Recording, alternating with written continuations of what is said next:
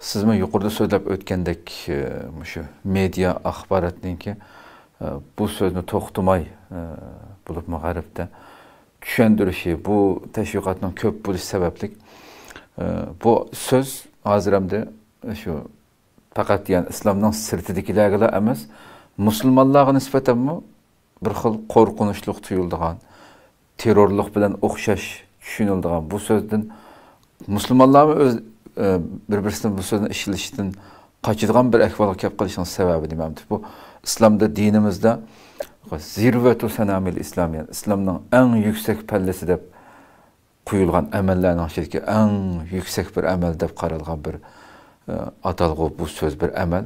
Degan musulmonlarni qochadigan bir ahvolga tushib qolishning sababi nima? Yana bayam degandek, chunki mushuni to'g'ri tushunmaganlik, o'qimaganlik, buni jihatning mazmunini, mafhumini tushunganlikning natijasi. Demak, bu bizning o'zimizningki, ilmimizningki yetarli bo'lmaganligi. Tariximizni yaxshi tushunmaganligimiz, islomiyatimizga bo'lgan bog'lanishimizningki yetarli bo'lmaganligi, bu o'zimiz har bir musulmon buni qabul qilmas bo'lmaydigan bir omil buniki. Ana bu yerda buningki hozir jihatningki ham musulmonlar tarafdan hem İslam Müslüman bulmaganlar tarafından, İslam düşmanları tarafından medya orqali buni yomon ko'rsatishga sabablar nima deganda, bizda bu yerda bu jihad kelgan vaqtida islomniki ma'lum bir qismi, kichikgina bir qismi, o'laqib islomga to'liq bir parcha bo'lish salohiyati bo'lmagan bir guruhlarningki oshqulluq nimasini jihad nimasiga tarkibiga ekirib olib, jihad degan nom bilan masalan insoniyatningki nimasiga to'g'ri kelmaydigan, hatto o'zimizning dinininki cihat qilish ruhiga uygun kelmaydigan şekilde bazı bir hareketlerini qilish. Mesela insanların normal hayatıga güzüp girip normal yaşamayotgan insanlarga mesela öyle paklatish, insanlarni yo'qotish, ibodat xallarni nima qilish, uni hujum xarakteri qilib u yerni nima qilishdan iborat bo'lgan kishilarning qalbiga faqat qo'rqinch soladigan bir shakldagi bir harakatlar. Terror harekatlarida bazı unuga terror nomida berildi. Amaliyat islom dinida bu oshqulliq deymiz. Bu oshqulliq natijasi bu kishilarga bu jihat degan so'zningki yomon ta'sir berishiga nihoyat cho'ng ta'sir nimasi omil bo'lib bu yaqinqi 20-30 yil jarayonida buningdan dushmanlarimiz nihoyat yaxshi foydalandi. Chunki mushuni dastak qilib turib, mana islom degan mushundaq musulmonlarning hammasi shuni xohlaydi.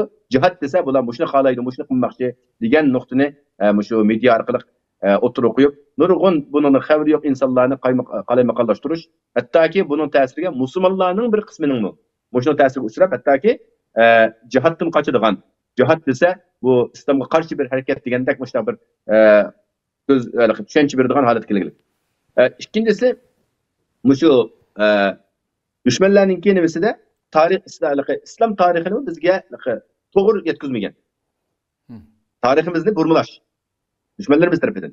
Shunga hozir bayam siz degandek ma'lum davlatdagi musulmonlar o'zining islom tarixidagi birlikda mesela bir xilofatning ostida yashaganligini biz asli mustamlaka deb ekanmiz degan tushunchada yashab qolishi.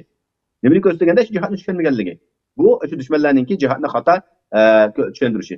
Undan keyin shu siyosiy maydonda dushmanlarningki, masalan islom dushmanlarininki siyosiy ustunligi hozir shu yaqinqi davrda bo'lgan siyosiy ustunlik. Endi bu siyosiy ustunlikni nima desa, iqtisodining kuchlanishi, bularning media hozir eng cho'ng qurolgan bo'lgan media va shundaqla amaliy kuch, urush kuchlarininki, qurollarininki ularning qo'lida bo'lganligi, bularni nima desa, shuning gibi to'g'ridak angladigan. Bizda bir gap bor, gachi bo'lsa bayning bo'lib so'zlandi. Chunki bay bo'lgandan keyin u gachi bo'lsa xalqlar unikini anglaydi deydigan. Shunga hozir shunda xato kuchlarning qo'lida qolgan bo'lg'achqa dunyo siyosati bularda bir adolat degan narsa emas, faqat o'zininki kuchini, o'zininki shu takabburligini, mutahamligini ishga oshirish uchun buni qurol qilayotgan bo'lg'achqa bular eng birinchi qilib nimani to'sqinlik qildi deganda mushu harakatni eng to'g'ri tushunadigan yo'l qaysi desa islom yo'li. Chunki islom hech qachon zulmga yo'l qo'ymaydi, tajovuzchilikka yo'l qo'ymaydi.